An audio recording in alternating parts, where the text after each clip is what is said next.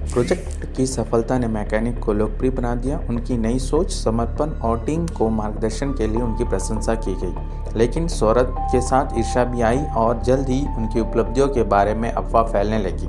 कुछ सहकर्मी उनकी सफलता से ईर्ष्या करते हुए उनकी क्षमताओं और एकताओं पर सवाल उठाते हुए अफवाह फैलाने लगे। मैकेनिक, जो शुरू में इन बातों से अप्रभावित था, धीरे धीरे इन आरोपों का बोझ महसूस करने लगा। एक बार में पूरा वातावरण शत्रुतापूर्ण हो गया और उनका आत्मविश्वास डगमगाने लगा। वह सहायता के लिए अपने दोस्त की ओर मुड़ा, लेकिन दोस्त भी अपने स्वयं के प्रोजेक्ट में व्यस्त दुरुस्त लग रहा था। मैकेनिक खुद को अलग थलग महसूस कर रहा था, उनकी सफलता के बीच अकेला था। अपनी प्रतिष्ठा बनाए रखने, अपनी योग्यता साबित करने का दबाव बढ़ गया। उसने गलतियां करना शुरू कर दिया।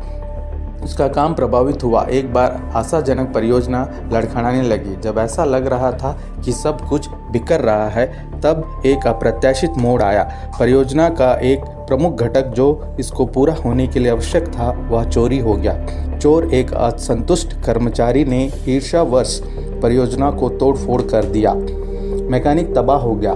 समय सीमा नज़दीक आ रही थी और परियोजना विफलता के कगार पर थी। उसे गुस्से और हताश का एक उछाल महसूस हुआ, लेकिन फिर उसके भीतर दृढ़ संकल्प की एक चिंगारी प्रज्वलित हुई। वह इस असफलता को अपने ऊपर हावी नहीं होने देगा।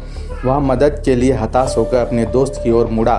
दोस्त ने अपने दोस्त की स्थिति की गंभीरता से समझते हुए सहायता करने के लिए तैयार हो गया। साथ में उन्होंने चोरी हुए प्लान को फिर से बनाने के लिए दिन रात परिश्रम किया। यह समय के खिलाफ एक दौड़ थी, विपरीत परिस्थितियों के खिलाफ एक लड़ाई थी। इतने में कहानी में एक और मोड़ सामने आया, जिसकी उम्मीद न ही मैकेनिक की आलोचना में थी, न ही उसकी आने की संभावना थी। फिर भी उसके जीवन को उतल फुतल कर दिया। क्या आप सभी अनुमान लगा सकते हैं क्या है वह परिस्थिति? क्या है वो दर्द जिससे उसके जीवन को पूरा यू टर्न करना पड़ गया?